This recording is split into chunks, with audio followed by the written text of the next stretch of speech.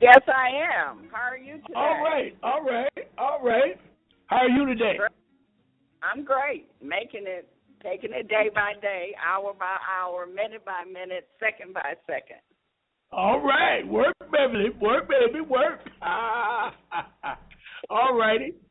Okay, well, today is September 9, and we're in the last 500 days of our president, our so-called Negro president, last 500 Okay. days. And we're going to take a good look and see what he's going to do and what it's all about. However, today, two things, Beverly. Number one, our DVD is ready to roll. The DVD is online right now. You can order it from the seminar. It's a 3-disc DVD in color, approximately 9 hours of recording. Okay. We got 2 DVDs for Saturday and 1 for Sunday. Okay. So you can put your order in. Just go to ronmarch.com and go. It's on the front page. It's on the front page. So what you need to do is go on the front page, tap it, go to the order page, order it, go to the donation page and donate. All that's very, very simple. All righty. Yep. And a lot of good information is there on those tapes. Well, you can't beat it. Plus, while you're there on that site to order it, I also have Jonah Bay's what do you call it? Injunction 101. You know, he did an extensive research and delivery on the do not detain a document that is very important. Right. Everyone needs to get into that. Do not detain. So what we're going to do today, Bev, after talking with you, I was laying out a program today on the 5 civilized tribes. I'll have to come back to that next week. But after talking with you, it dawned on me. It's nice to have you as a co-host, because I know if I can get you to understand, and they're listening, and you're going to cross-examine me as you do, and if I can hold up, you don't embarrass me too much. Oh. I had to laugh on that. If you don't embarrass me too much, I'll be able to expose what I know, and we want to talk about the affidavit of ownership. That's where we're going to go. Okay. All right. Now, before you get into that, Ron, now there's things you got to do before you do the affidavit, correct? Yes. Of ownership. And yes. People that might just be, just starting, first you got to authenticate your birth certificate, correct? Correct. Now, why is that? Why do we have to authenticate it? We have to authenticate it because, let's back up. Let's go back to 1933. Let's go back to the law that the congressman from Ohio, he put a lawsuit in to sue and bring criminal treasonous charges against the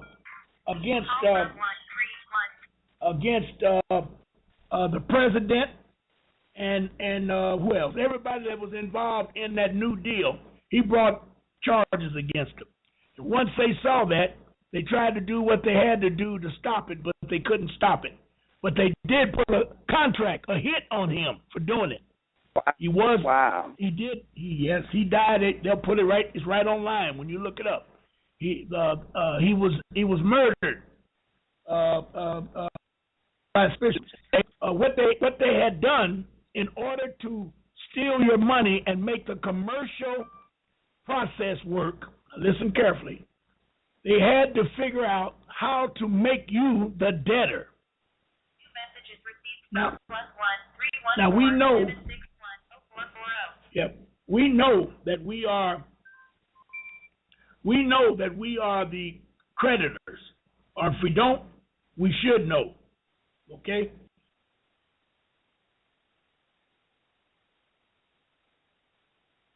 Right. Interest. Yes. You are. We lost you for a minute. Say that again. Oh. We lost you after we are the creditors. Yes. All the citizens of America are definitely the creditors. In other words, we are the kings and queens of our land. We are the sovereigns. We are the common law citizens of America. But in order for them to do this trickery, they had to figure out how they could take it away from us, the ownership. Now, the secret was to teach us to be debtors, which they did a very good job, but they had to also create a document that would legally make them, or better yet, let me say it right, under the color of law, it would legally make them the owners and the creditors, which they could charge us as being the debtor. Now, did you get that? Okay. Nope. Let me try. Right. Go ahead. Huh? Go ahead. I'm listening. This if corporation. We don't understand. No, yes. Explain it again. All right. If you can't understand this, what I'm trying to explain, then everything is for naught, because you're in a jungle of nothing but maze and BS. Okay, so Let me try it again. Here we go.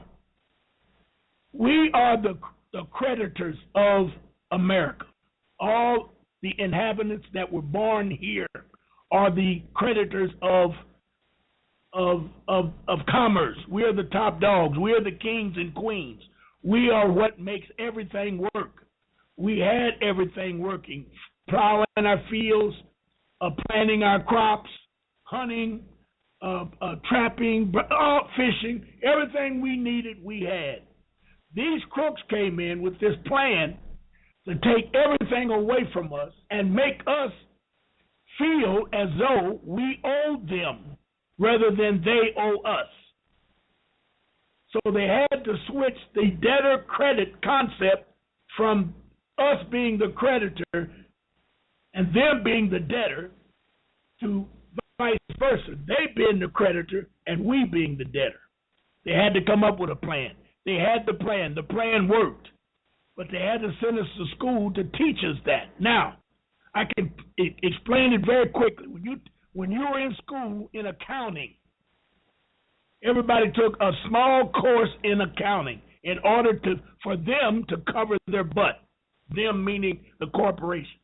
So they taught you the real process of accounting, which is when you debit account, you put something in. When you credit an account, you take something out. Now, do you recall that process? Yes. You sure you recall it? I remember. And all right, it's very important. That's why I'm asking you twice. Okay. But now, if you go to the bank and they said, we are going to debit your account, they take away from you. They do it in reverse. And they say, well, don't matter. We made a mistake. We will credit your account. When it comes out again, your dollars and monies will be right back in there.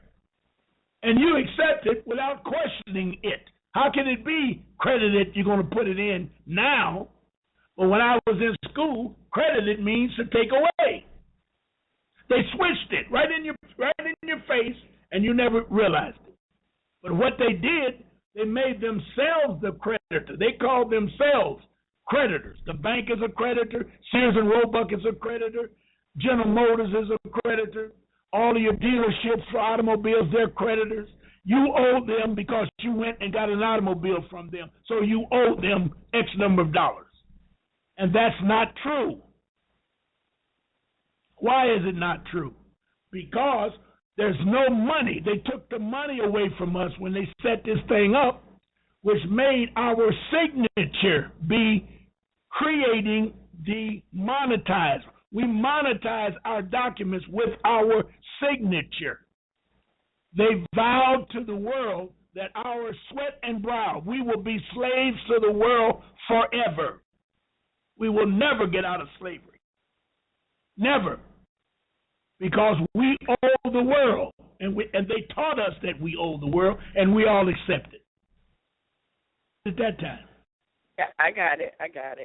Now, what I'm looking at is before 1933.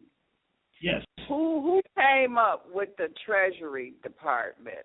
Where did the money, where was, before they came here, were we using money or we were doing bargaining? We were using gold and silver before they came here. And we used bargaining for our small items. When it came to buying a horse, a mule, a plow, a barn, a building, we would always have gold. We would get gold, $20 gold piece, a $50 gold piece, that type of thing.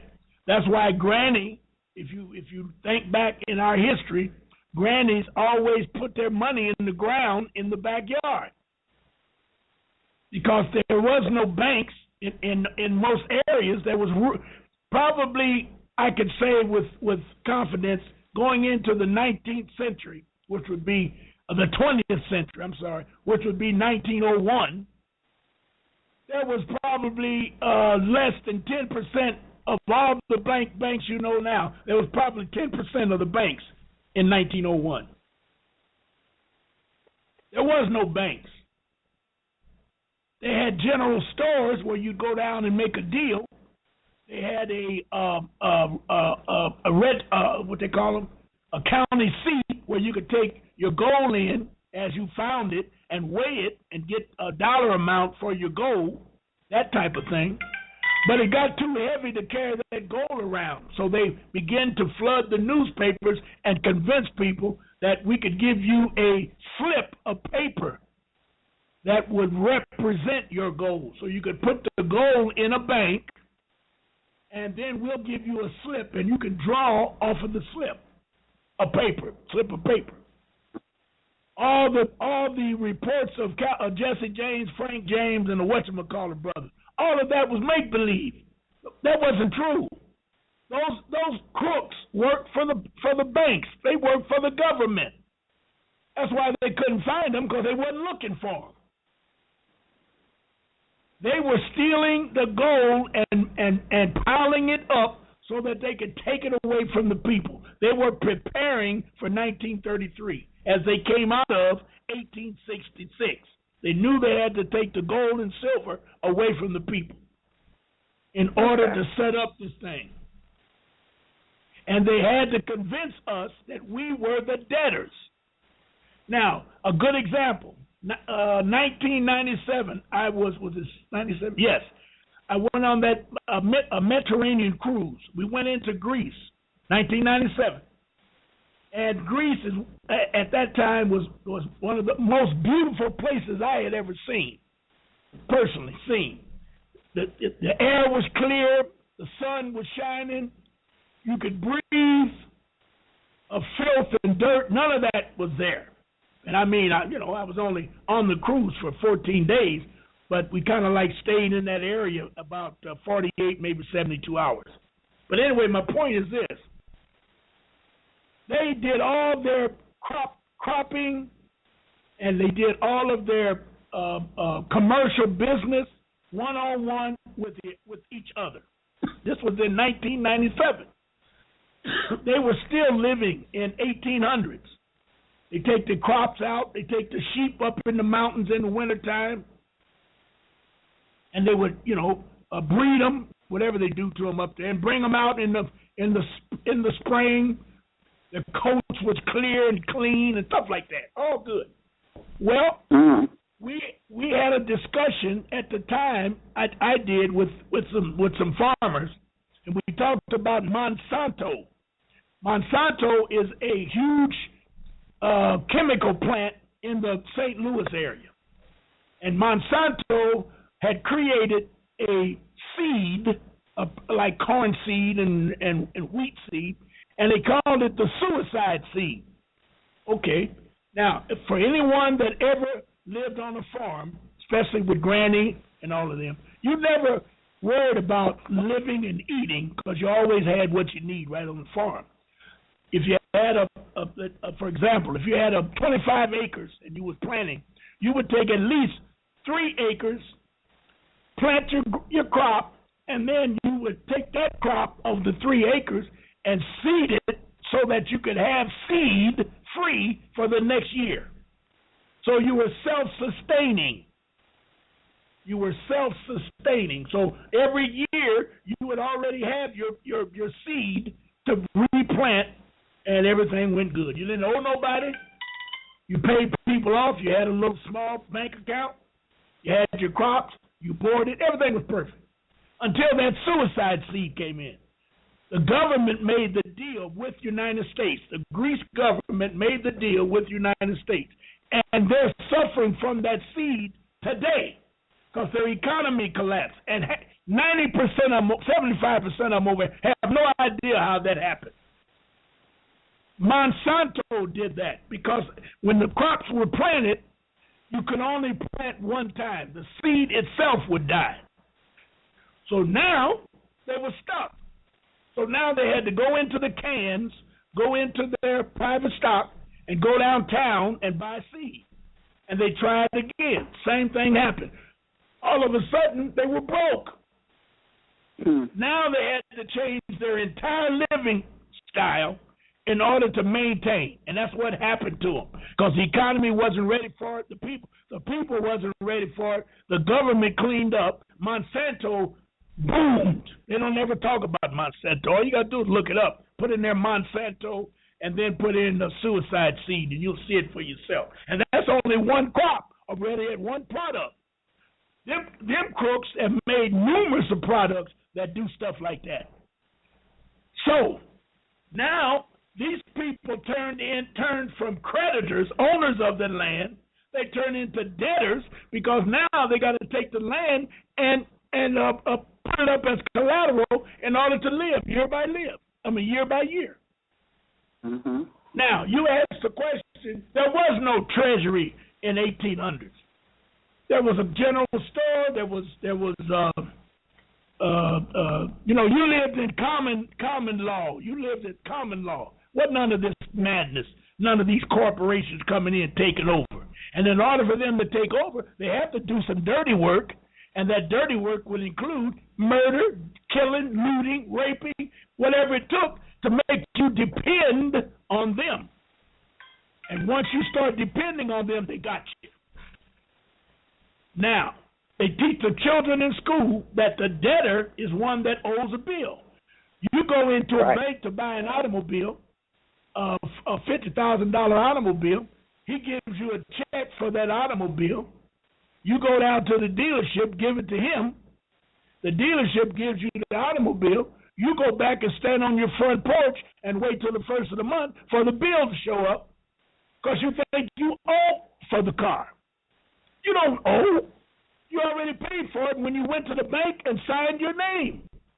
That's why it said in the bank, if you recall, we talked about the check. The check says authorized personnel only can sign. That's what's under the signature. So if you had a bank account, it's in all capital letters. It's in somebody else's name. But it looks like yours, but it ain't you. But you got to sign it in your upper and lower cap in order for the bank to go into that all cap account and get that money out. Are you kind of getting an idea of what I'm talking about? Yes, I got it.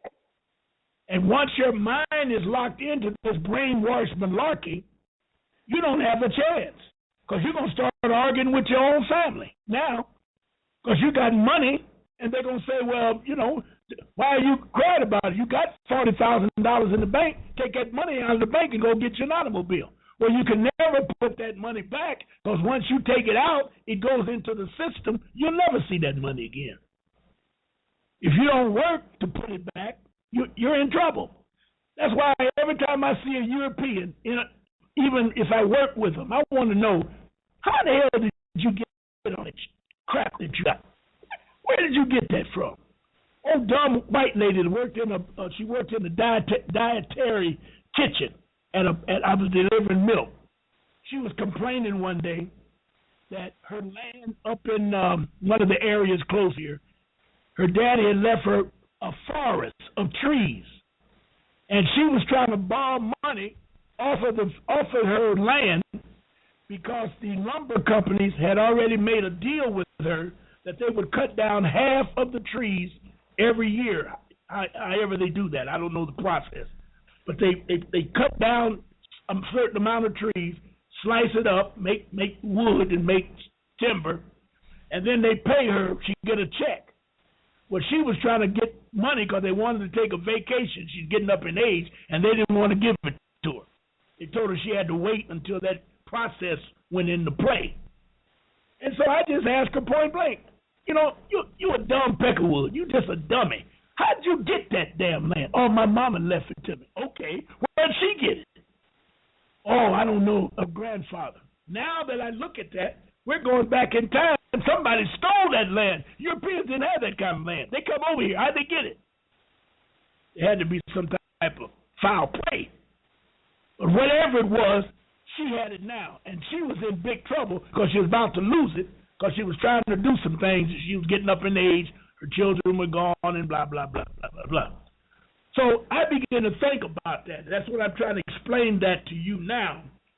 That once they changed the debtor and the creditor and then taught you that in school and you never challenged it, they had you. Now they put into the, and I'm going to go back to, I know what I got to do. And now they put into this new deal that all 14th Amendment citizens, listen to this carefully, that are born in America become debtors to United States because they have to pay the debt of United States. Who said they could do that? Now, this is the 13th Amendment? No. We're talking about, nope. I mentioned the 14th Amendment, which is the citizen. They created a paper citizen in 1868 known as the 14th Amendment citizen. The Constitution says, United States Constitution says, the Creator. I can't word it the way it is, but in the preamble it said, God is the Creator. Anyone born in America, anyone born here becomes a citizen of here. Once you're born here and come here, you are American citizen. And you read it, it's all good. But then in 71, almost 100 years later, when they created this new thing called United States of America, Inc., they had what they called the 14th Amendment citizen. What did it say? The government will decide if you are a citizen or not. How can that be? Especially with a person like myself, and I'm only talking about Ron because I know Ron is black. I know Ron did his DNA. I know Ron has a indigenous American chromosomes in him. Because in my DEA, they talked about me being indigenous American, and indigenous American was here before the European was even created. Now, he wasn't created, he was made before he was even made. So why is it I got to live under his rules and regulations and put up with his malarkey? And the only answer is that I'm a 14th Amendment citizen. And that's why it's important for you to understand that you do not want to be a 14th Amendment citizen. Yep. You got it? I got it. Okay. All right. Now, let's go back to that senator that committed suicide. Oh, that died suspicious. Right. Before he died, they thought he was bluffing, or they thought they could get around him. So they didn't do anything other than put a contract on his butt. But it came through in a preliminary hearing that they were going to be tried. The president, everybody that was involved in that New Deal. They were crooks. So what they did in order to cover their butt, they came up with a sidebar to the New Deal, and it's called HJR 192. Have you ever heard of that? Yes, I have. Okay. That gives you the answer to most questions as to how did they get away with it, and what are we doing in order to do what we do? Where does these Moors come up with this information on how to get out from under it? Because the Moors were in. Go ahead.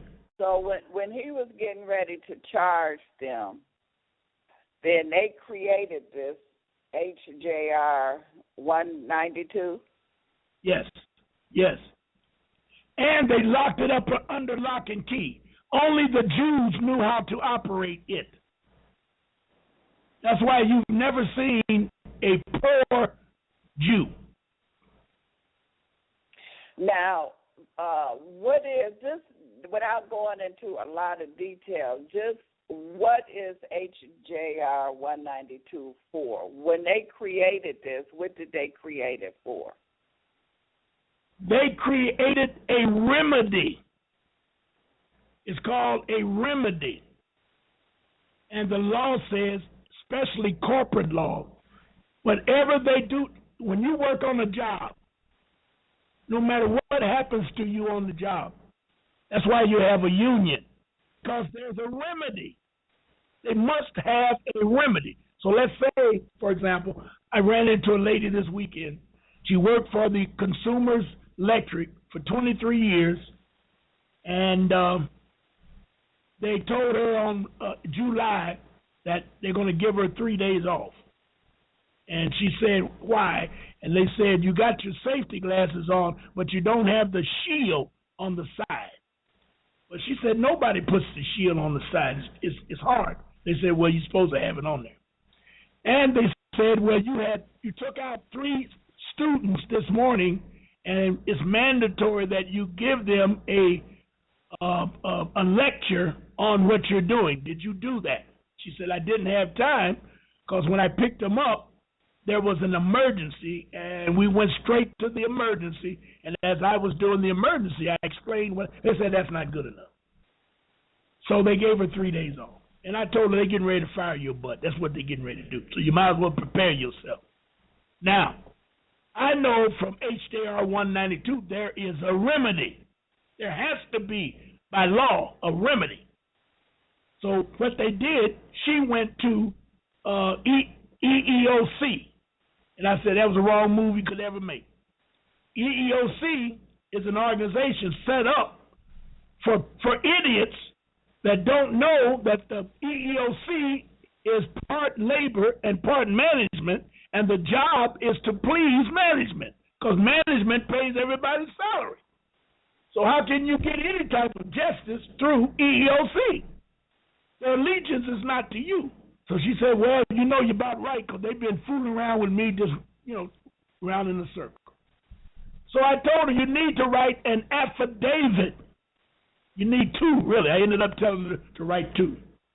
In the affidavit, you must accuse the union separately and management separately of discrimination, black discrimination, job discrimination, female discrimination.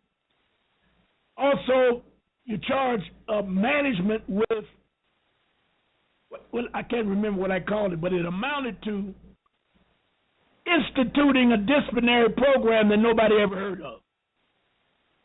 You just can't come up and give somebody 3 days off. I'm telling you that right now. You got to have a pattern for that. You got to have it set up for that. And losing money is not a pattern, because in the state of Michigan, anytime you lose your job or lose your pay by Michigan law, don't ask me to look it up, but I was told this, you automatically are discharged. That is a discharge. But they don't let you know that, because they bring you back after 3 days. But that's why they can tell you sometimes, we'll bring you back, but we're going to take all your seniority away. They can do that because the law says that. It's your discharge. But they don't want to cause some problems, so they play it by ear. So I told her all of this. And I said, they're going to fire you, but you're going to have a job for life if you get these 2 affidavits in, because that will protect you for the rest of your life. The worst thing could ever happen to management and unions is for you to be disciplined after you submit in writing a complaint, because they call that retaliation. Now, so that HJR 192 is a complete process of how you can get out from under the New Deal. And that's what you're learning when you listen to me, Jonah Bay, Khalif, all these Yusuf, all these cats and females, some heavyweight females out there that know a little bit about this and a little bit about that. All they're talking about is redemption. That's all it is, redemption. Where is the answer to this madness? And that's why they get you, because they have put that complete HJR 192 is in legalese, number one, and it's completely locked up. In the good language is locked up, so you don't really know what the hell you're reading sometimes when you read that. So HJR is what we're talking about. HJR, which is called House Joint Resolution. And they even had the audacity to change the number from HJR 192. They changed it to 48 statute section 48 112 2112. Somebody will shoot it in and let me know. I don't recall, what it is, but they changed the name so that when you look at it and try to use it verbatim, they'll tell you you can't use that because it only belongs to congressmen and senators, because HJR stands for House Joint Resolution. And you know, Bev, that a revolution ain't SHI. Why? Every January 1, you make a New Year's resolution. You're going to do this and you're going to do that. And before the week is out, you done forgot all about it. It's only a resolution. It's only an idea. It's only something that you want to do. It's not a law. It's not a statute. It's not an ordinance. It's just something that you would like to happen. So everything that gets passed in Congress always comes out joint resolution, and then they vote it in for the public. So it becomes public policy versus public law. So is HJR 192, is that something they want to do, or is that law?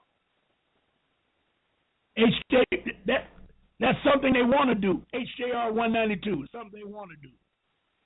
48, and I'll have to look it up. Somebody will send it to me.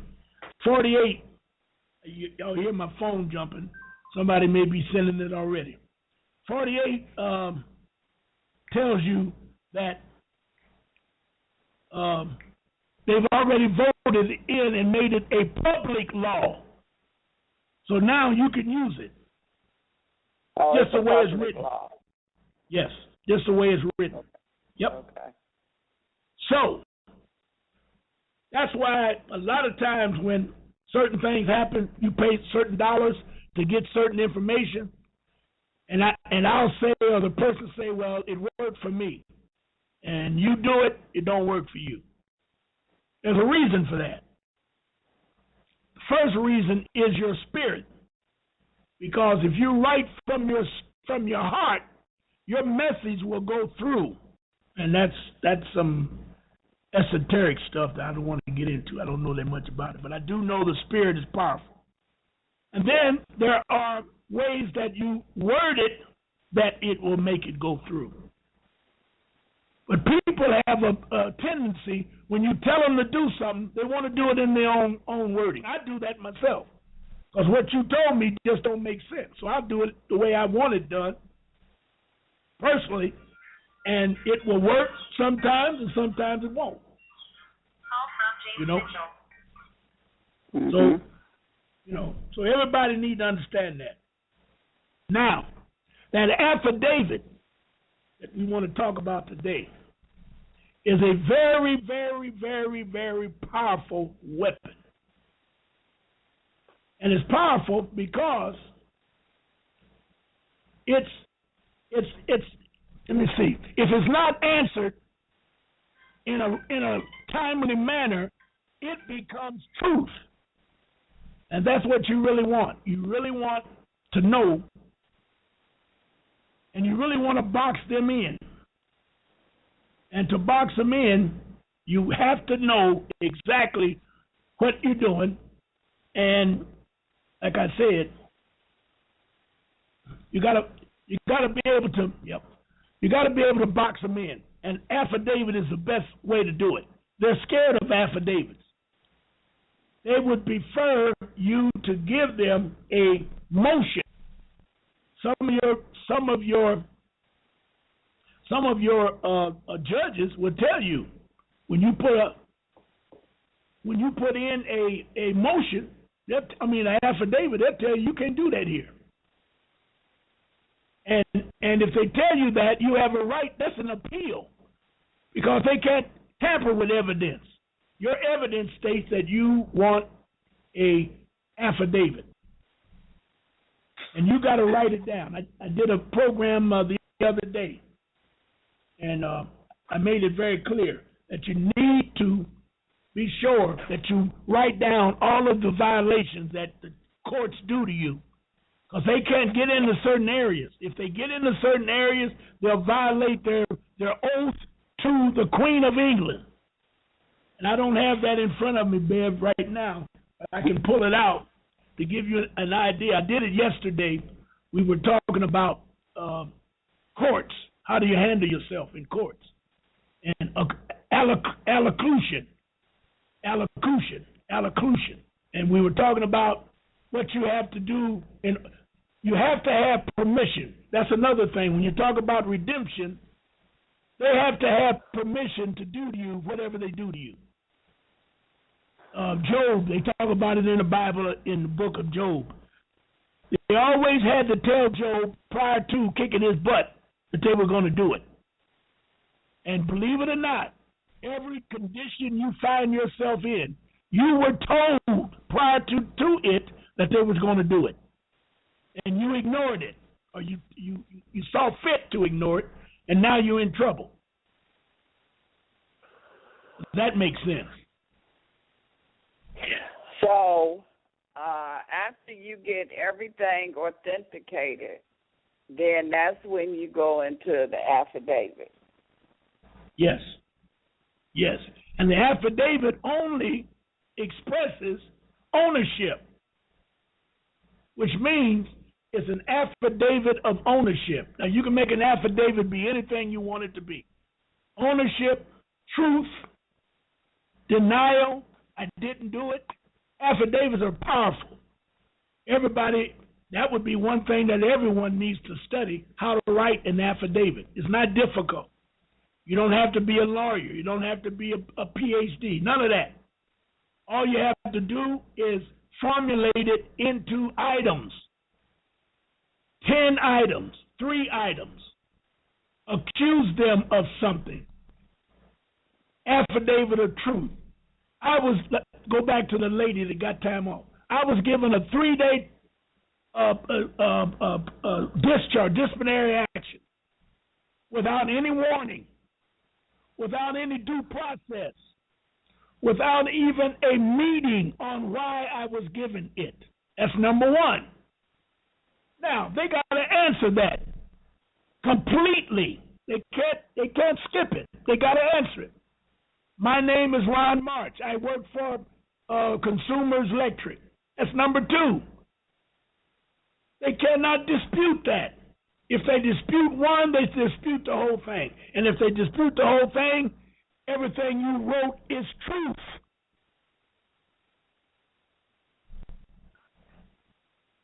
Yes. So So when you say write the affidavit, are you talking about the 3 letters you have to send to whoever? No. Those are affidavits. I'm talking about the process of an affidavit. You got to know what an affidavit is. You don't have to write 3 affidavits all the time. 1 affidavit is good. You're talking about, or you're bringing up, a process known as administrative process. Administrative process. You write 3 affidavits, but again, they're not affidavits. The first one will be a demand letter. You owe me $300, period. You got 30 days to answer this. That's not an affidavit. That's a demand letter. Now, if you don't answer it in 30 days, I'm going to phase 2. And phase 2 will say, this is a notice. Well, the first one would be a notice of demand. Second one would be a notice of opportunity to cure, C-U-R-E. It's known as opticure. People call it opticure. It's an opportunity for you to cure. What does that mean? That means you're going to give these individuals a chance to read it again. So you're going to send another copy of the first letter. In the second letter, which is opticure, you're going to say, on this date, I sent this letter under this certified number. I gave you 20 days to answer. As of this date, I have not received nary an answer. You have 5 days now to answer this demand letter. Send all of that back to them again. So you're not talking about affidavits. Then the third letter is called a notice of dishonor and default. That's the third letter. It's called notice of dishonor and default, which means you haven't done a damn thing. You must think I'm playing. Now open yourself up to a commercial lien or whatever comes first, court action or whatever. So in other words, it's in my ballpark now what I'm going to do to you. You can go downtown or go to the sheriff's department, ask for a complaint form. You can go to the 36th district, ask for a complaint form, charge them failure to answer an affidavit or failure to answer a demand notice. I'm sorry, not an affidavit, a demand notice. And they'll have to come to court to explain to the judge why they didn't answer. That's what they do to you. If you ever read, listen, Bill, when you owe a bill and don't pay it and they send it to the attorneys, the first thing the attorneys should do by law is send you a letter and tell you that Sears and Roebuck has notified me, there you go, that I've been notified by Sears and Roebuck that there is an outstanding bill of $3,000. We expect you to pay this bill and leave it alone. That's all they're going to say. Then in another week or two, they'll write you up what they call that.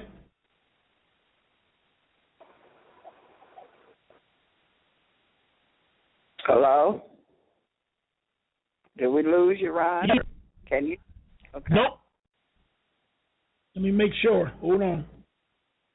We hear you. No, I'm here. Oh, okay. Okay. They send you oh, man. I'm talking so much I can't think fast enough. I got to wait till my brain catch up. But it's called it's got a name for the letter. And they give you 30 days to answer. That's my point. It's almost like an octocure, but they give you 30 days. In the letter itself, in the body of the letter, you'll see 30 at least 3 times. That's when you know they're getting ready to come after your butt. And if you don't answer in 30 days, they're going to go downtown and take those 2 letters, the notification letter and the letter that I just told you. I can't think of the name of it. And they're going to tell the judge, or they're going to pay like $65 or $25, and they're going to get a summons and a complaint from the court, and the court's going to send it out to your booty and tell you got 14 days to clean this up with this lawyer, or you're going to be in court on this certain day. You come into court. All of this. When a person get a letter like that, so do they respond to that letter with the demand letter of their own? Yes. If you're talking about the person that is receiving the letter, they should respond. Yes. Yes, they should respond within 3 days, 3 to 5 days. They should respond.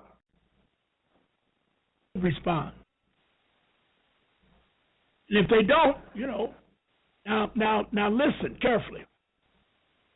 I don't know if you really get it. Maybe I'm not explaining it well enough.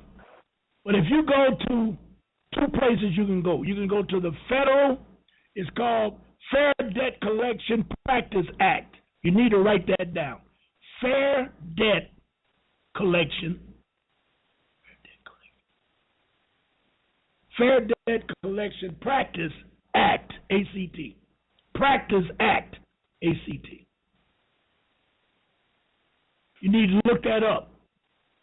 Okay. Then you need to go to Michigan Fair Debt Collection Practice Act. That's the Bible that will protect you from these third-party debt collectors. Both of those documents will protect you. Also, they have the Fair Consumer Protection Act. You can look that up. You need to read these things, ladies and gentlemen. When I do my classes, I demand that they don't read. They just sit up there and look dumb and stupid, and then turn around and ask me, what should they do? I said, it's right there in the book. It tells you what to do. And it tells you what the debt collector can do and not do. And one thing that a debt collector will never do, never, and this is also a part of the act, he must have a DOA, delegation of authority. He must have a letter from Sears and Roebuck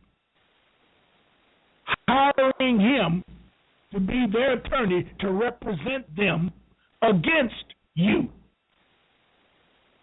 Now, some of them say that in their letter. They say that they are working for or have been hired by Sears, don't they? Well, I'm going to say it to you in a nice, peaceful way, and that is, you haven't read the letter. You looked at it, but you didn't read it. Never, ever will they say they were hired by. Never will they say they were appointed by. Never will they say Sears called me and told me to come and get you. Never. Never. Never. They won't say they representing Sears or nothing like that. If they say they're representing Sears, you want to see the representation document known as DOA, Delegation of Authority. You want to know what gives them the authority to even call your number. And if they say Sears, then you say, I want to see it. Show me your DOA. They don't have it. Sears can't write. Remember that. So everything you're saying to me, I don't even really have to hear it, because I know Sears can't write. They ain't got ears, so how they gonna talk on and a mouth? How they gonna talk on the telephone? Representation, that's another word that you need to look up. To represent someone, you're acting in their place. You're not, a lawyer can't act in the place of Sears. Lawyer has nothing to do with your commercial affairs. Where did that come from? Who told you to deal with me?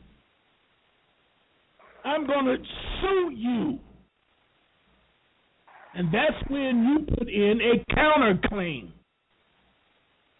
Now, when you get that letter from the attorney saying that they're going to summons you or they giving you 30 days, they don't have the power to do that because they don't. Now, it's a difference between attorney or the third-party debt collector.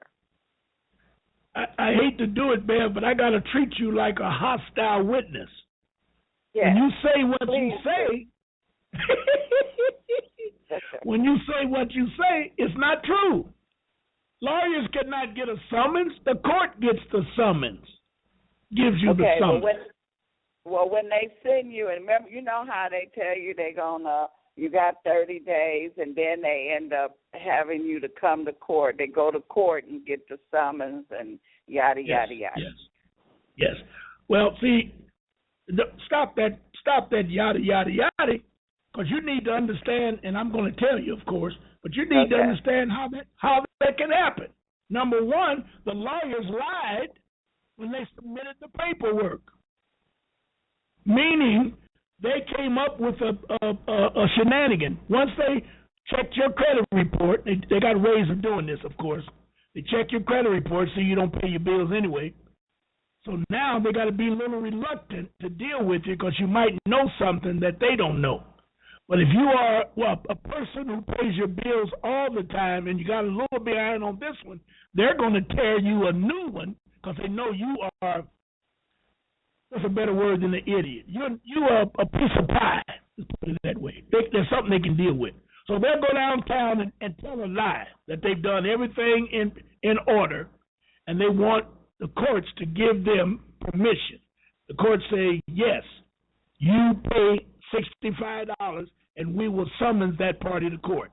Now, when you look at the paperwork of the summons, it starts out with 1, 2, 3, 4, 5, all of that. When you get into the double digits, somewhere in the double digits, it's going to say, you have, in so many words, they're saying, we don't know what the hell's going on here, but you got 14 days to send your answer to these people to court. You should send in a counterclaim at that time to court. And the court's going to deny the lawyer's summons and complaint. He's going to do that right off the bat. Now, they didn't do it with foreclosures because it was such a big racket scheme with foreclosure. But you still should have put in a counterclaim. And once you read the Fair Debt Collection Practice Act and the Michigan Fair Debt Complaint Activity Practice Act, you will find gobs of violations that the lawyers did. And you're going to send it in to the courts. Now, the court's going to decide if they want to move forward or if there's enough evidence. And most of the times, the courts will say yes because they want money, and everything will be in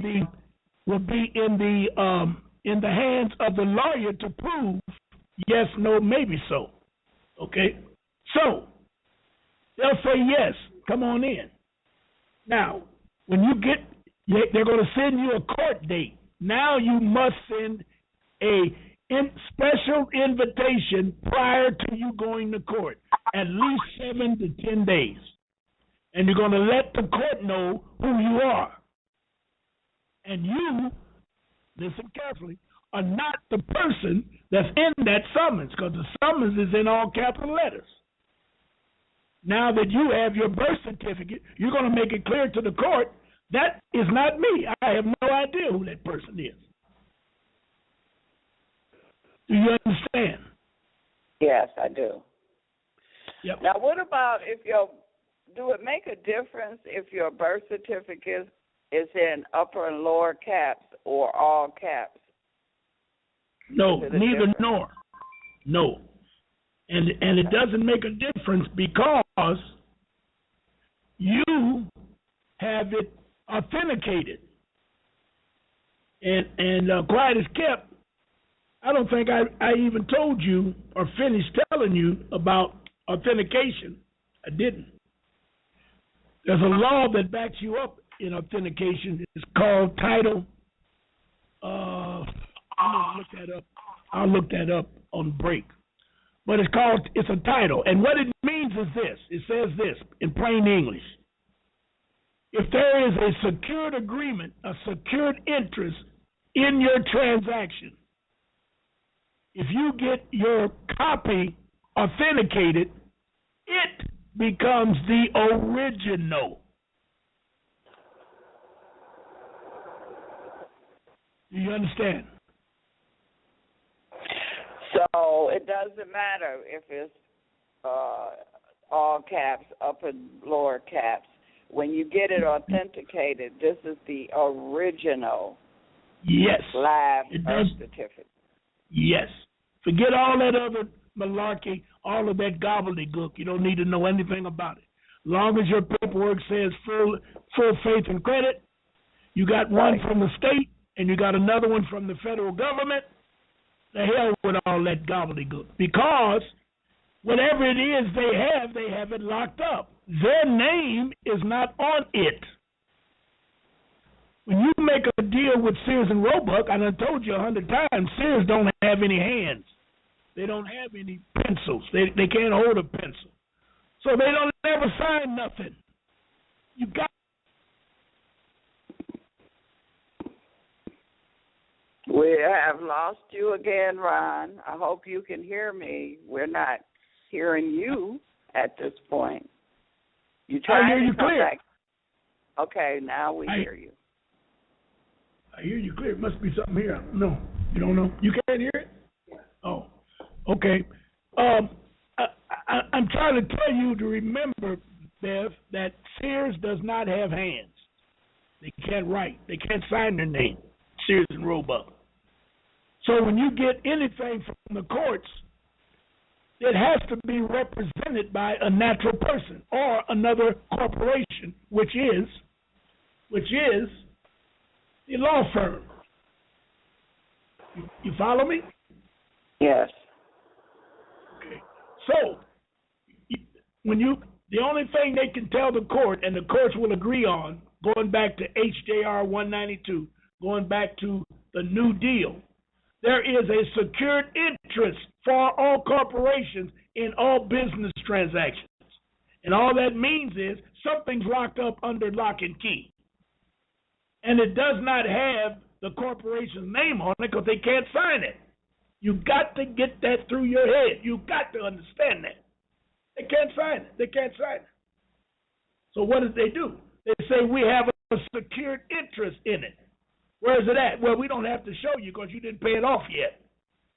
Okay. Well, I got mine authenticated. This authentication, according to your law, is the original. So what the hell could they probably have locked up? Now you're putting your job on the line, Judge. If you're going to tell me you're going to represent something that's not real when I got the authentication right here.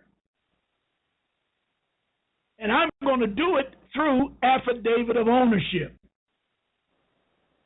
I'm not going to give you my birth certificate. I'm going to show you or give you a copy of my affidavit, because affidavits don't lie. It is a statement of truth. When you get your affidavit certified, some say county, some say state. Which is best, or does it matter? It's two different processes. It's two different programs.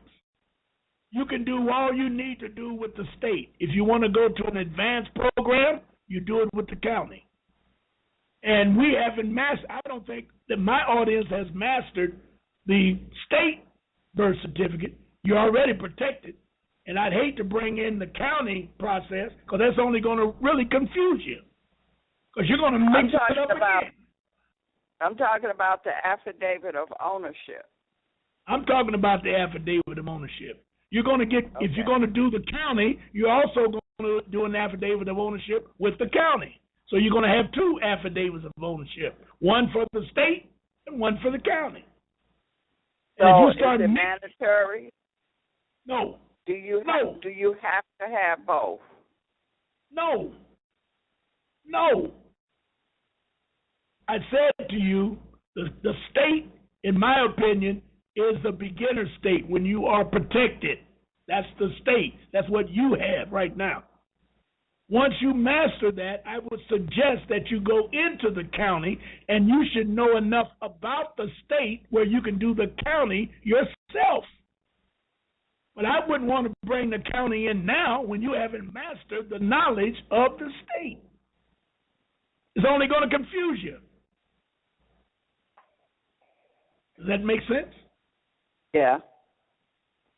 Now, had we started with the county, I would tell you to stay away from the state. It's only a process of confusion if you don't know what you're doing. And we haven't mastered the state yet, because there's a lot of work that has to be done on the state level that we're not even into and not even talking about. I'll give you a good example when I come back of what happened to me in the last 10 days with my state birth certificate. All right? Okay, so we're going to take a 10-minute break? Yes. Let's take a 10-minute break, and we'll be right back. All right, Beverly D., we're back.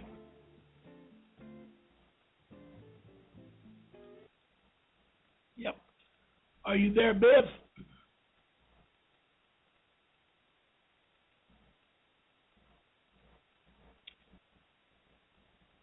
Ron March calling Beverly D. Are you there?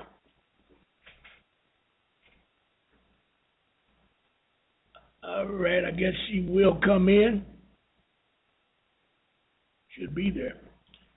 All right, what I did on the break, the reason I got a little disbobulated, I looked up a couple of things that I need to talk to Beverly about as soon as she comes back in.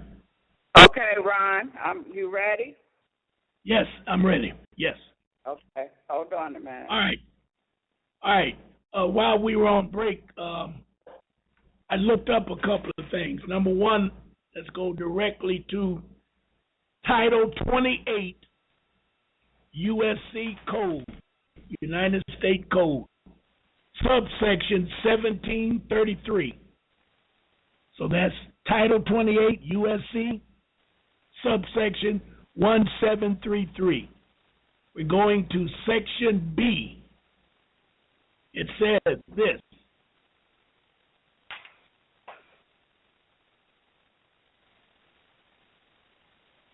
Ron, can you hear me? Because we cannot hear you.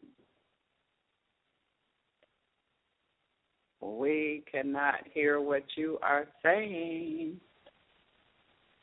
I hope you can hear me.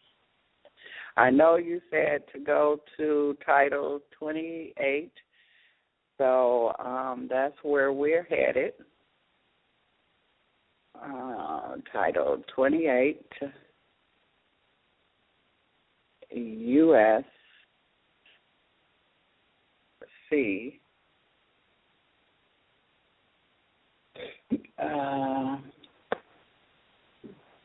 code, and you say Section 1733.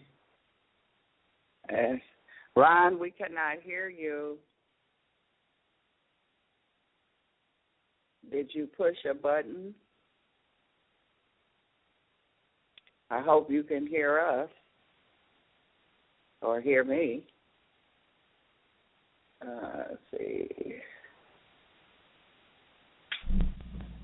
All right, okay, Beverly Ron. D. Can you hear me? Yes, all right. can. All right, they knocked me off the air, and I'm back on.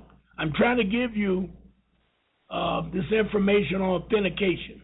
It's called Title 28 USC subsection 1733, and it comes under Section B, and is worded as such. Properly authenticated copies or transcripts of any books, records, papers, or documents of any department or agency of the United States shall be admitted in evidence equally with the original thereof. All right, I see it. Yes. That's what answers your question. You should get almost every piece of paper you have. You should get it authenticated. And I'm going to look into, and here I go, confusing again, but this is something that I've been telling myself. I'm going to look into apostille. I'm sure there is a Title 28 code for apostille, and I'm going to leave that alone. Because well, you know, when I went to the state to get mine authenticated, that's what she said. She said you wanted a apostille. Yes, and I can tell you that apostille means within United States, and authenticated means without United States. Now, here's where the confusion comes in. That's why I don't like to say things, but I'm going to give you a little test to show you why I hold back on certain things. Okay. When you deal with United States, you always have to deal without United States, without meaning not in the United States, out of United States, because United States is not a part of America. However, corporations are a part of America, of United States. So there has to be, it will say to you, the question is this: are you dealing with a item or a property or something that is within United States or without United States? And you understand that? Are you dealing with something in United States or out of United States? And we are getting our processes out of United States. That's why we use authentication. If you're going to work within United States, you need it to be apostilled. Here's where the confusion lies. All corporations belong to United States. They are within United States. So they have to be apostilled. I can hear your brain cranking now, Bev. You got smoke coming from your noggin, because now you're thinking, and I just told you that's what is confusing, because all corporations belong to United States. And if you're fighting a corporation, you may have to have your process or paperwork apostilled. Do you understand? Or did you hear me? Yes, I put it that way first. I hear you. Yes. That's why. Okay, that's why I don't like. Yes, and that's why I don't like to talk about. Go ahead. No, it's clearing some things up. It's making it a little bit more understandable. Because when I went to the first lady, she said, "Oh, you want an apostille." Then when I went to the second lady, she said, "What country?" So I'm thinking, can they do when they do the affidavit of ownership? Is there some way on there that they can say it's apostille, or do they put it in their computer? That's what I'm thinking. But when you said it was not within the United States, her next statement was, or question was, what country? And you should have said Taiwan. I did, but I'm dealing with two different people now. Now, the first lady, and I told her what I wanted, and she said apostille. Then when I went to the second lady, she said what country or where at or something, and I said Taiwan. So the first lady was still asking me, you want it within the United States. See, now you're clearing it up. I didn't know what she was talking about. So the second lady was asked me where, and I told her Taiwan. Yes. This is why I told you a little earlier that you got to stop saying, I forgot the word you used, diddy-why-diddy or doobly-doobly, because you're blowing the whole process when you say that. You got to be clear on the money when you're dealing with law. Everything has to be specific. So if you don't know, you need to practice your language. How do I say it when I go down? That type of thing. Right. You follow me? Yeah. So that's why, you're catching up. Yep. Now, The second thing I looked up was security interest. SECURITY. Security interest. Remember, I told you that they set up the New Deal when they set up the corporations in 1933, stole all the money, all the real money, gold and silver. They had to have a gimmick, and the gimmick of taking everything from you, they used an instrument known as security interest. INTEREST. Security interest. You need to know about that. You need to know what it is and what it's about. Now, I'll read it to you. Here's what it says. Security interest is a property interest. Can there be a property interest? If you don't own it, think about that. Let's stop right there for a minute.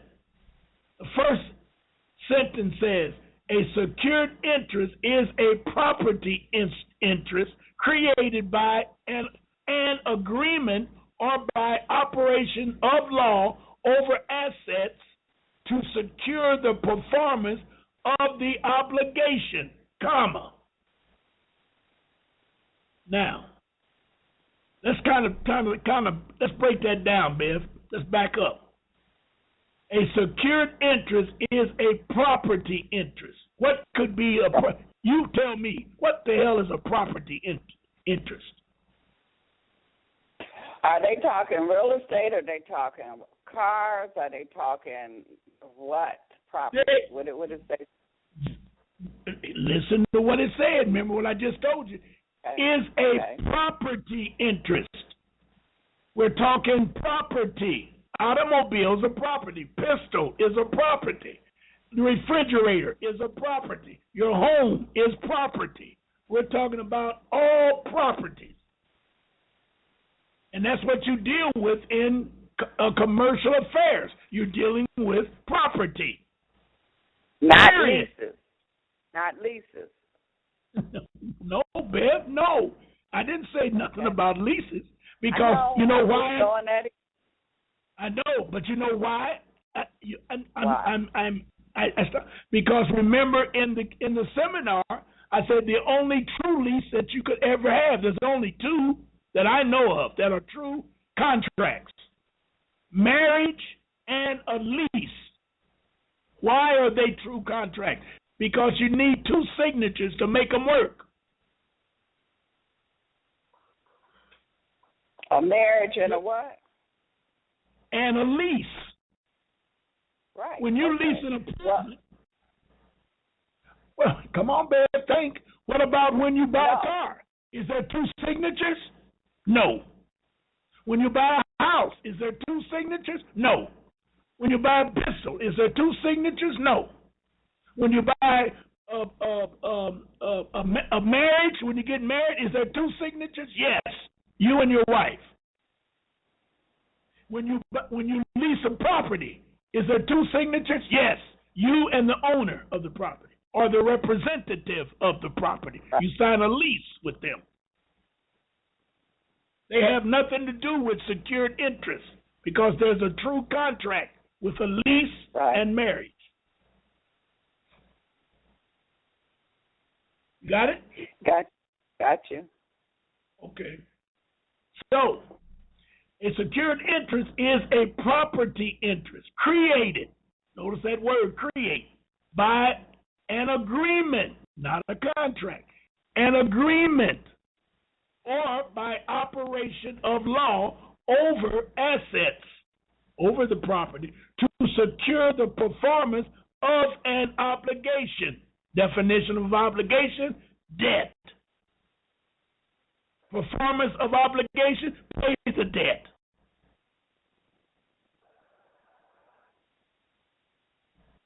So there's no such thing as a secured interest. That's why they lock it up.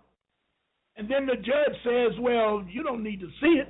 Well, I want to see the contract because I didn't make a contract with Sears and Roebuck. And I surely didn't make one with these crooks called attorneys. Well, they have a. Then judge will ask you, Mr. March or Miss Beverly D, did you make a payment on that refrigerator last month? Yes. Is it at home in your home now? Yes. Is there food in it? Yes. You own it, and they own. Then you have it, and they own it because they have a secured interest in it. Well, all of that's a barefaced lie, because he never explained to you what a secured interest is. And this statement here says it's a creation by an agreement. You create it by an agreement. Create it. You don't create a contract. You sign a contract. You don't create it.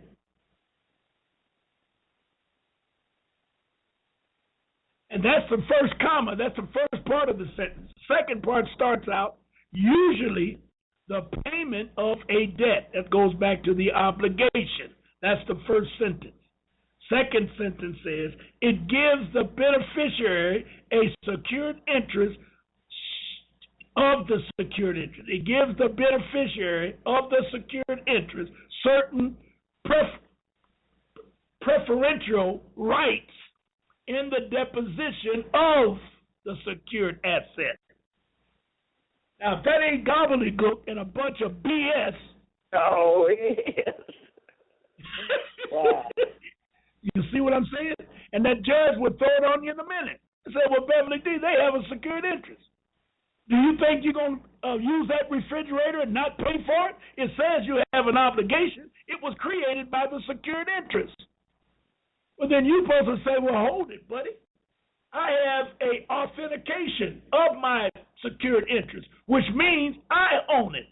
Now, if they got something with my name on it locked up, then we got to go with that. But if I'm telling you this is authenticated, and according to section, I just gave it to you, Title 28, subsection 1733, this is the original. So what the hell could they have locked up? Whatever he says. Okay. So you saying you go to Sears, you buy a stove, refrigerator, dishwasher, you sign this contract with Sears. Then you take that contract. No. You ain't signing no contract. You're going to sign an agreement. Okay, you sign an agreement, right, because there's only one signature, which it would be my signature. Correcto.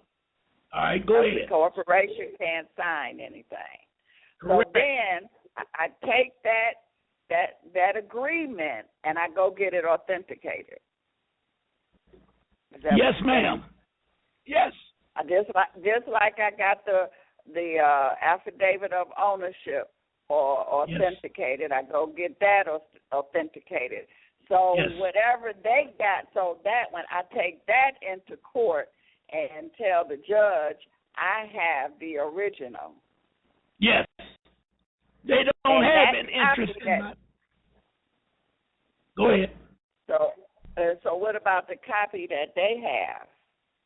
Well, if they can bring it out, all right. If they can bring that copy out, it's got your name on it, you're going to be in trouble. But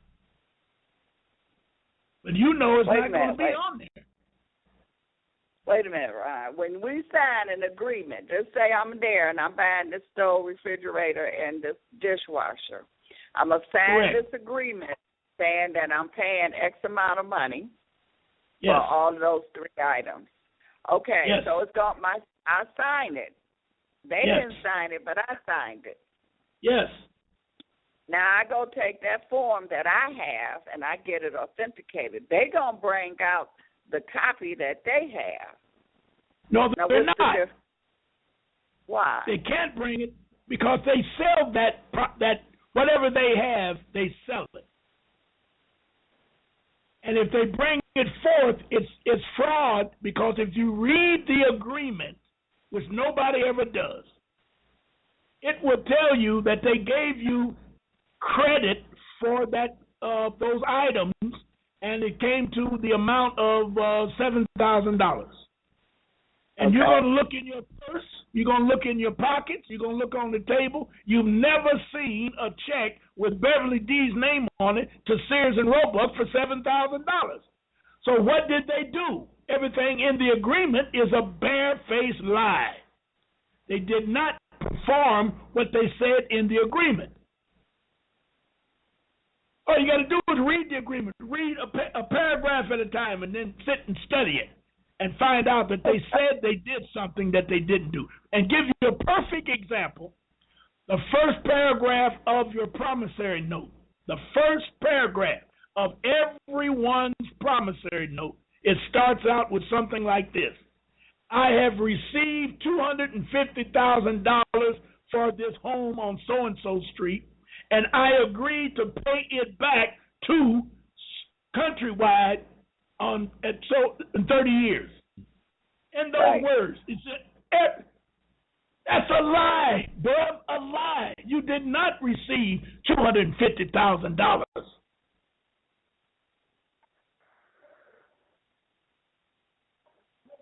You didn't receive a damn thing from Countrywide. Nothing.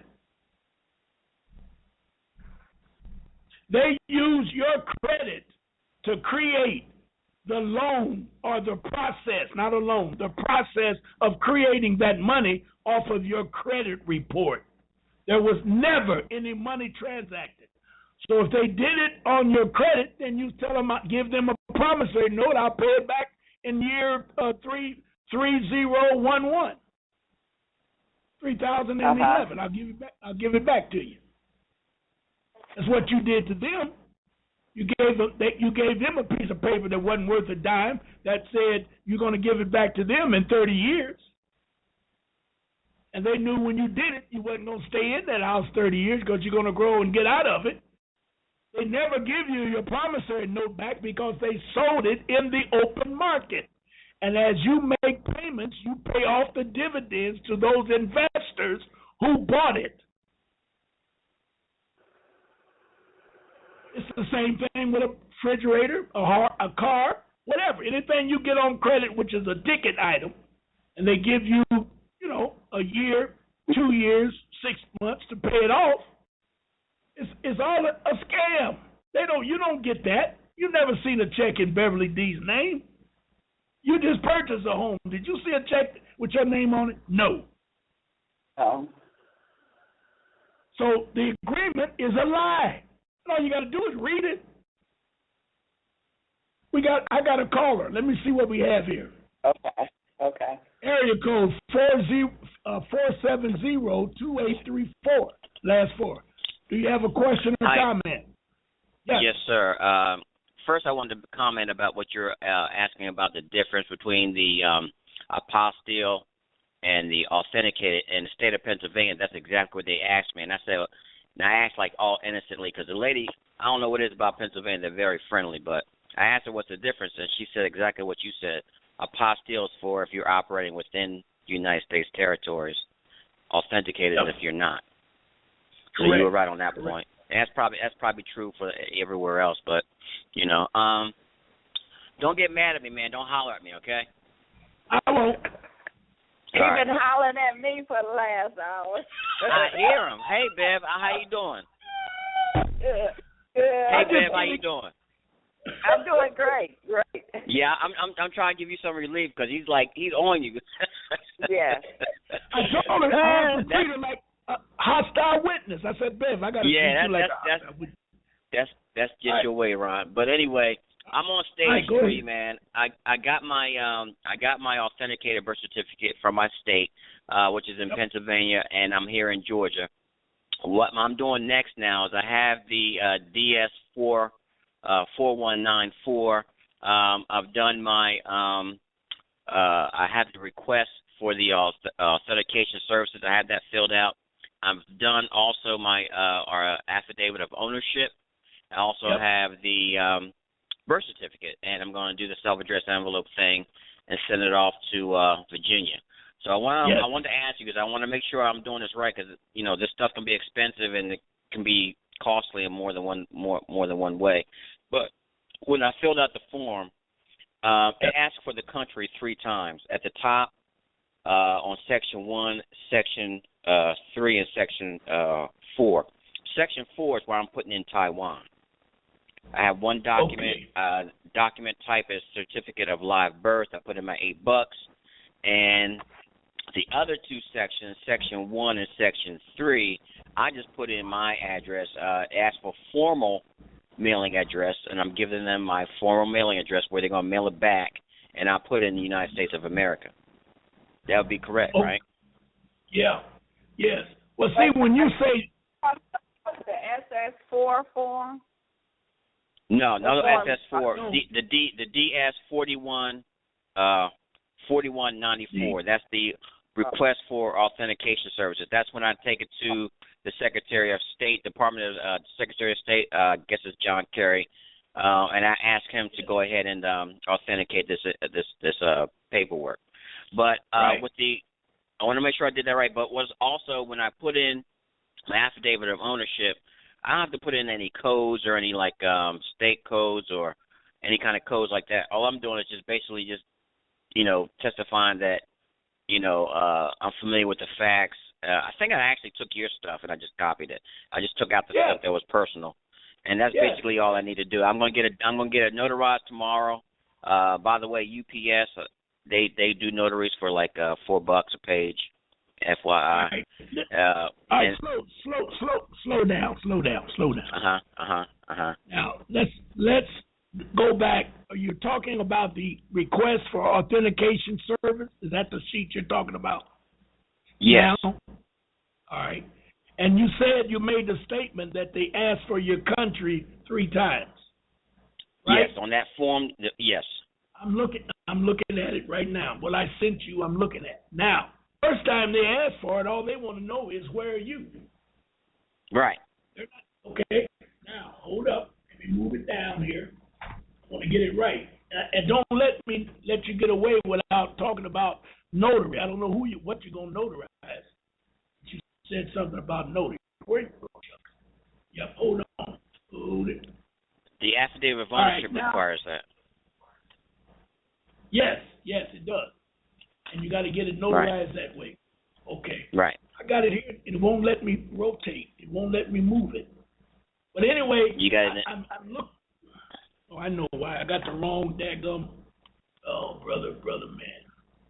All right. Now, the second time they asked for it is when?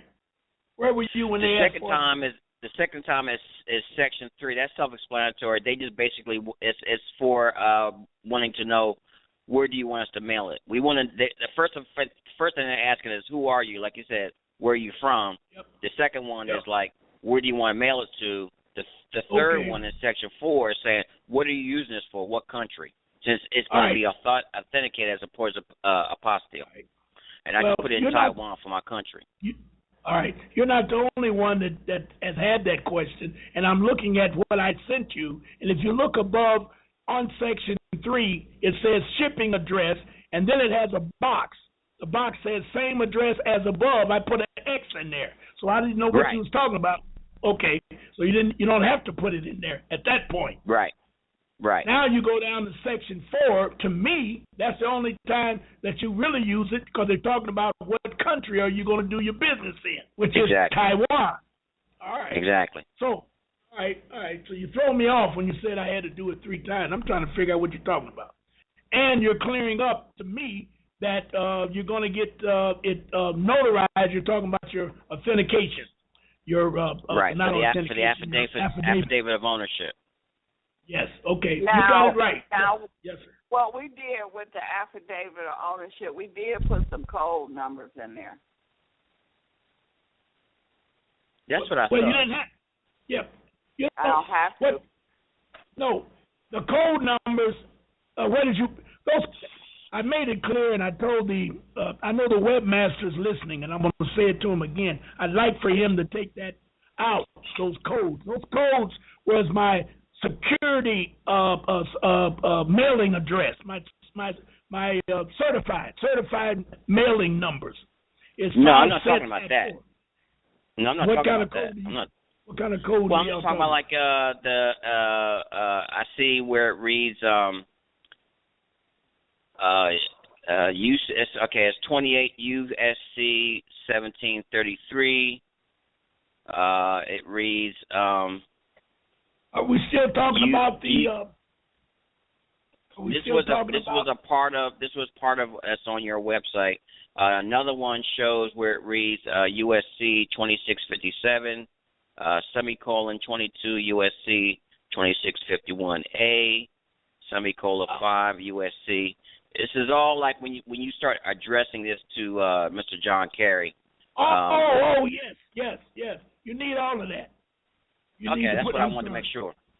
Yep, I'm sorry, I didn't hear that. Yes, you need all of that, and I'm looking at want to make sure right now.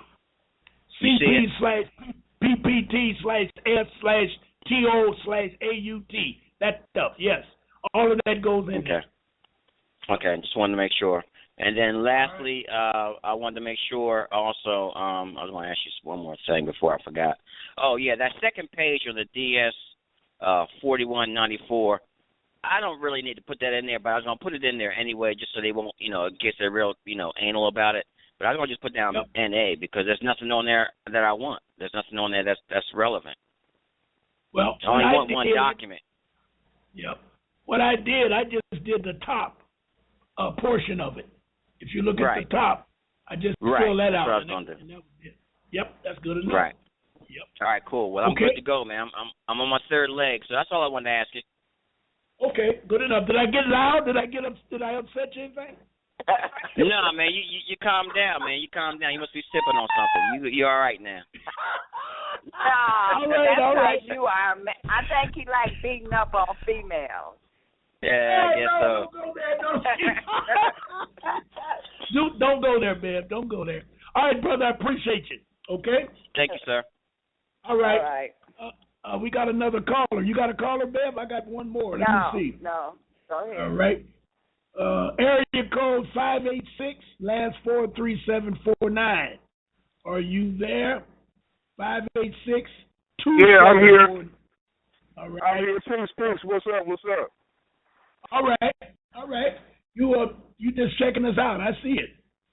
Okay. Yes, sir. That's all right. Let me add something in while I'm on the line. Let me add something in about that apostille situation. I did. Now y'all know I did my authentication a little bit differently for the state. You have to really read, and I said this when we were at the seminar. You really have to read and understand what you're doing.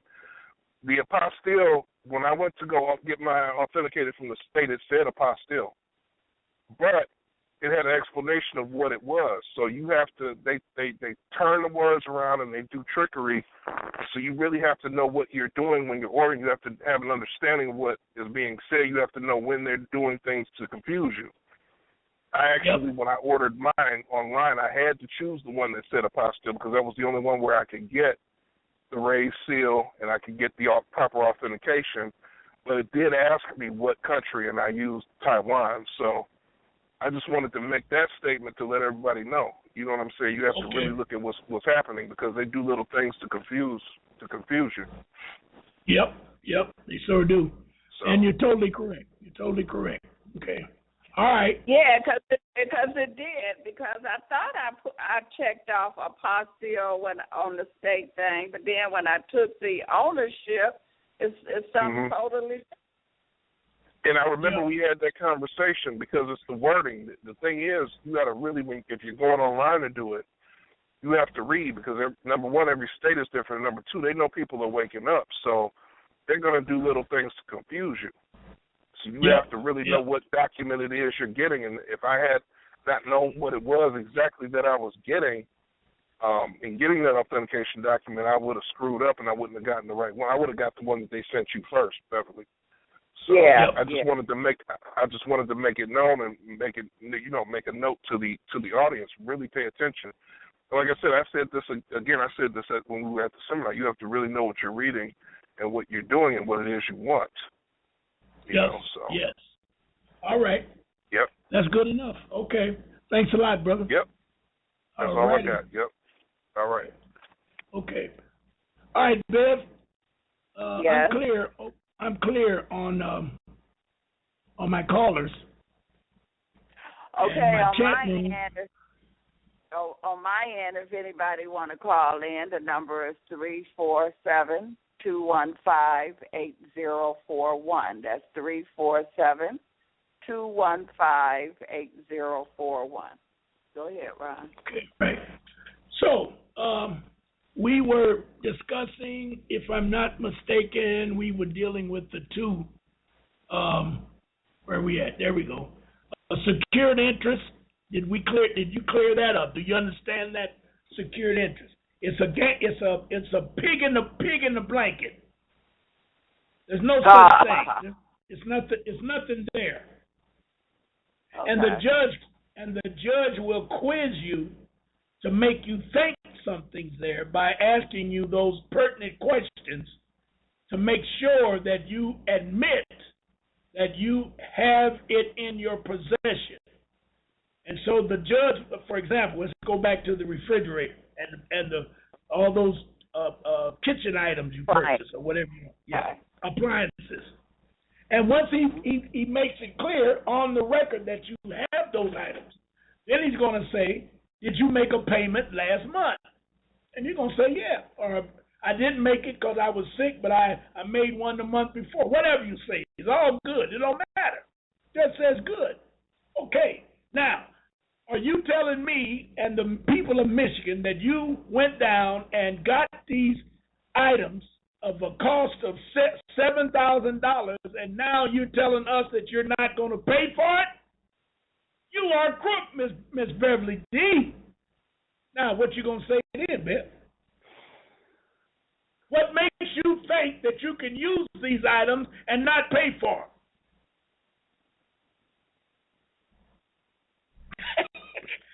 Time is at the essence. You're losing by not making a comment. Right. I'm standing there going, duh. Well, since you don't have an answer, Miss Beverly, as much as I love you and I understand, you probably got that trash that you trying to give the court from that idiot named Ron March, and we don't tolerate him, and we can't tolerate you because you can't give us the answers. So I'm going to rule in favor of the law firm and Sears and Roebuck. Next case. Now. Well, I do know that it's only one signature. I do know that. Okay, well that didn't save you because you didn't say that. But I have my papers authenticated. Okay. So I own the agreement, correct? I understand. But he's going to say, well, what does that have to do with you having those items in your house, using them every day, made payments on them, agree that you have them, and they ain't going to pay for them? What makes you think you can do that? If I know that, I would go out and get me 10 Cadillacs, an airplane, and a couple of monkeys, and put them in my house, and then tell everybody to go to hell. And I know I can't do that, so what makes you think you can do it? Because I'm the creditor and they the debtor. Oh, now you opening up a can of worms here. You are saying you're the creditor.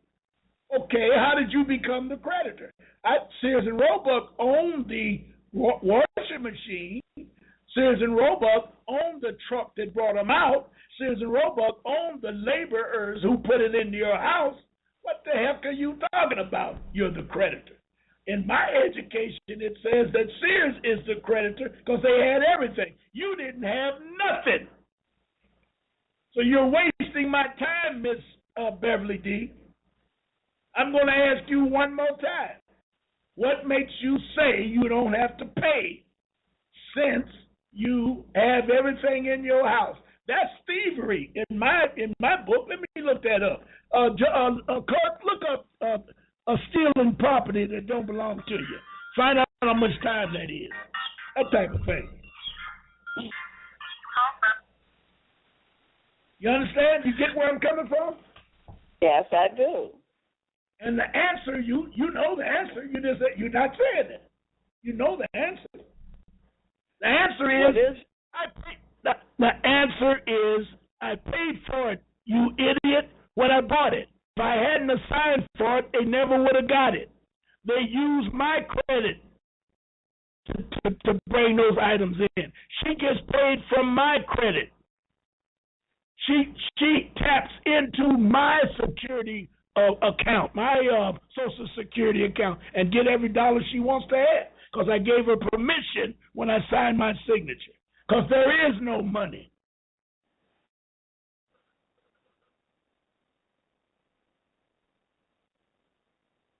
Did you faint? Did you I'm faint, here. Beverly? I'm trying. Oh, I had to do that. I had to do it. I'm trying to get you to see this stuff. And I did all of that because that's what judges are up there for. Their job is to protect the system. And all that time I was talking, the lawyer that was taking your butt to the ringer, he didn't say a word. Probably never said a word during the whole case. He just gave the paperwork to the judge and let the judge do it, because 90% of the lawyers are idiots. All they know is procedure. They don't know how to argue in court. They're not a trial lawyers. They're just a bunch of crooks. That's all they are, is a bunch of crooks. So wait a minute, Ron. Let me see. Is it computing up here in this computer here? So I paid for it with my signature. Yes, because yes, ma'am. with my signature, I gave them permission to use my credit. Yes. Yes. So the appliances cost us $7,000. When I signed for it, I paid them that $7,000 because my signature paid, because I gave them permission to use my credit. They took that agreement note that you signed, and by you signing it, that document, you monetized that document for $7,000. And the monetization came from your security account. It's just like writing a check on an account that never gets empty. Because when you turn 18, the account was worth $100 million when you turn 18 years old, because of the investments that they did with it from birth to 18. So there's nothing. Is it, you catching on? I'm catching on. Okay, so by them using your account or your signature, they made that piece of paper turn into a check worth $7,000. Because you gave them permission to tap into your Social Security and monetize that document, known as a promissory note. And that's the agreement that we signed, correct? Yes. Yes. So that and agreement. If you read, okay, go ahead. And if you read the agreement, you probably got some in the house right now. Just get your credit card agreement and read that trash. And don't read it all, because you'll have nightmares tonight. Don't read it all. Just read a paragraph or two and let it sink in, and then mark it, and then tomorrow read a little bit more and see where they just lie and say what they did or what they do more on what they're going to do if you don't give them money than what they did when you did give them the money. And that's the name of the game, to put fear in you that they're going to come after you. Yes. Gotcha. Yep. Okay. I think today was a good show, man. Yeah, I learned a lot, and it's a lot of people out there that's in the same place I am. It's clicking. It's clicking. Yes. And if I would like to apologize if I offended you in any way, but there was no way for me to get it. Okay. All right. I got a thick skull, so you have to kind of pound it in to get it through. I understand. Yeah. And see, you won't be making those comments that opens the door for you to get trapped. That's what I'm trying to get you to see. And I was playing with you as I did it, because the judge did me the same way. And I was tearing that judge up with good answers, but I never gave him the right one that he wanted to hear. And that was, shut this SHI down, and let's go downstairs and see if this lying punk did what he told you he did do. And I'm telling you, he didn't do it. And I didn't know enough to do that. Right. So I lost. Okay, but that's how you learn. That's how you learn. That's right. Yeah. All right. All right, Okay. man. To next week. I appreciate it. I love you. Okay. All right. Appreciate Talk to you. All right.